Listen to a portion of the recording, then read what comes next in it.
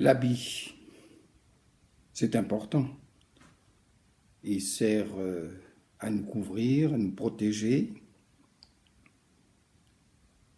L'habit, dans la Bible, est aussi important. Et c'est pour cela que je voudrais simplement vous y rendre attentif. Et bien sûr, il y a l'habit de gloire dont étaient revêtus Adam et Ève dans le jardin d'Éden, et puis dont ils ont été dépouillés lorsque ils ont péché. Et c'est pour ça qu'ils se sont fabriqués pour le remplacer, pensant pouvoir le remplacer, un habit avec des feuilles de figuier. L'habit caractérise la personne. Elle dit ce qu'est la personne. Et ainsi, autour de nous, nous voyons que les gendarmes ont un habit spécial, un uniforme, les militaires ont un uniforme, et le général a un autre, sur les épaulettes des insignes spéciales, qui le caractérisent et qui font qu'on le reconnaît comme un général et qu'il diffère des hommes de troupe, par exemple. On voit aussi dans l'Ancien Testament le grand prêtre qui était revêtu du pectoral, et ce pectoral qu'il avait sur la poitrine, avec les 12 pierres qui représentaient les 12 tribus d'Israël, c'est pour lesquelles il intercédait, il était reconnaissable. Et le roi avait aussi un habit spécial qui faisait qu'il était reconnaissable. Et c'est pour ça que je vais vous inviter à ouvrir la Bible dans le chapitre 18 du premier livre de Samuel. Et je vais lire à partir du verset 3. Il s'agit de la relation entre David et Jonathan. Jonathan, c'est le fils de Saül, et normalement, comme fils, il doit succéder à son père. Et voilà que nous apprenons ceci au verset 3. Jonathan fit alliance avec David parce qu'il l'aimait comme son âme. Il ôta le manteau qu'il portait pour vêtement pour le donner à David, et il lui donna même son épée, son arc et sa ceinture. Extraordinaire. Parce que là, lui, le fils du roi, Jonathan, il n'attendait qu'une chose, c'est succéder à son père.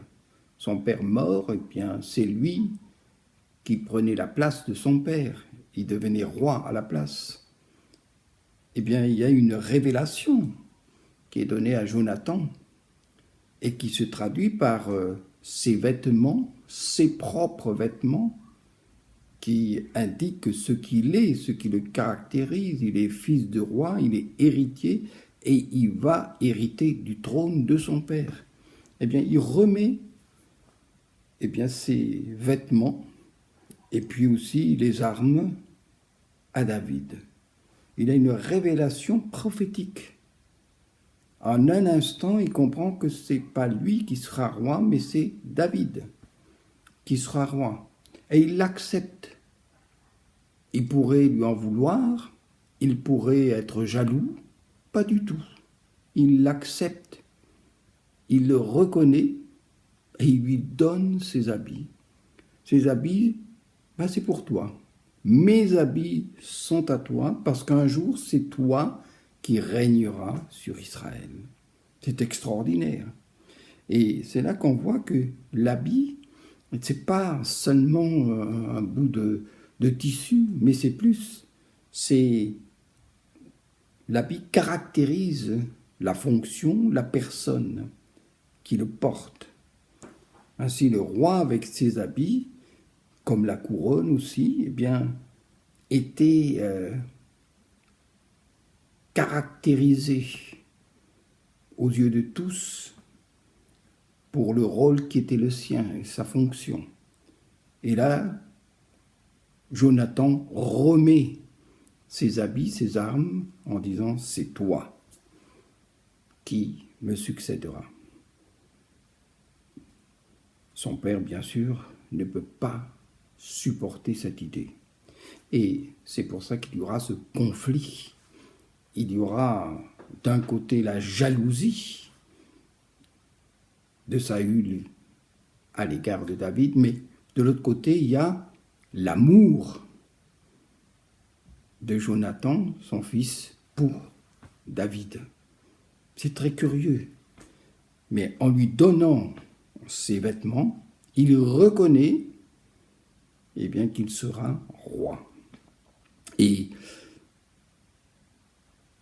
ça ne veut pas dire pour autant que David ne respecte pas les faits et même la royauté de Saül.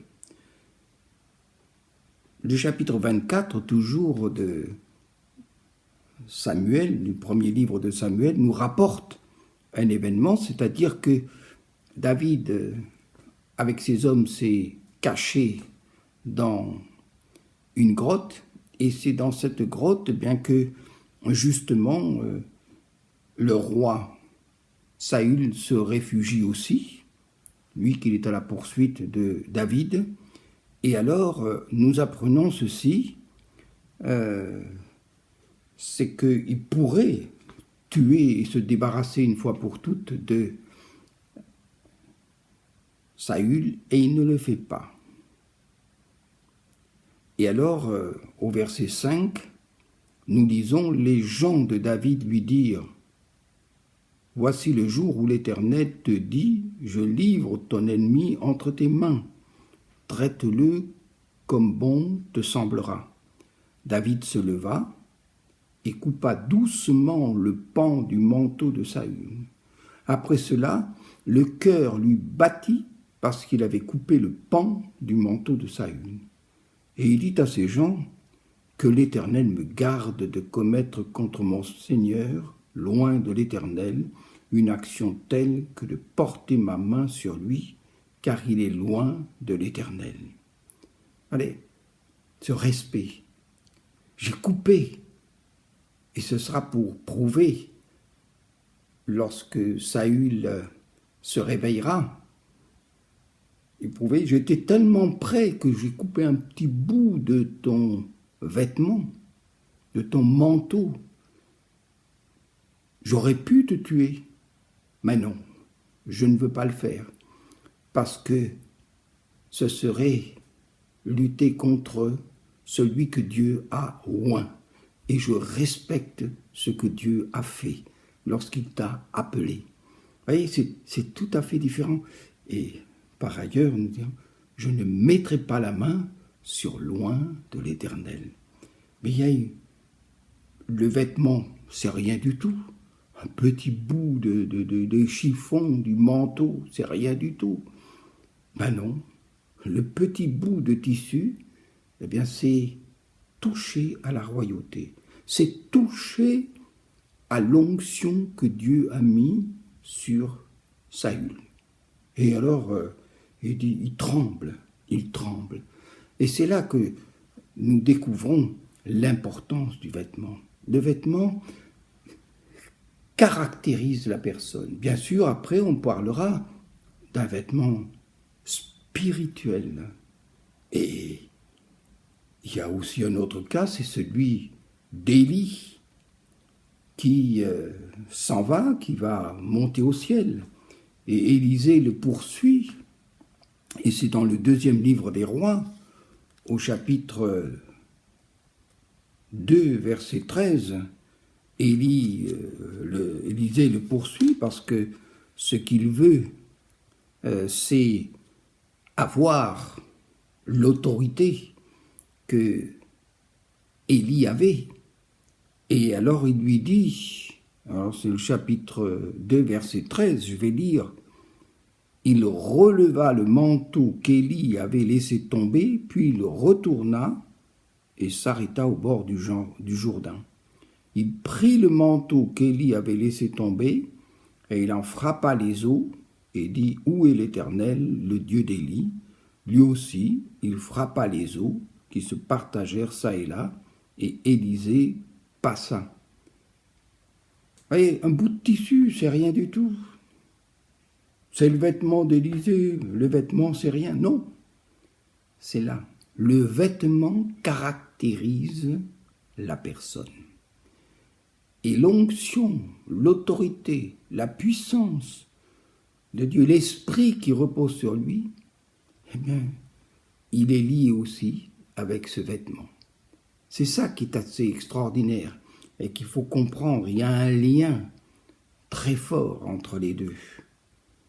Et pour Élisée, ce sera le vêtement, c'est-à-dire le manteau d'Élie, je l'ai, il est tombé, eh bien, je suis le successeur d'Élie.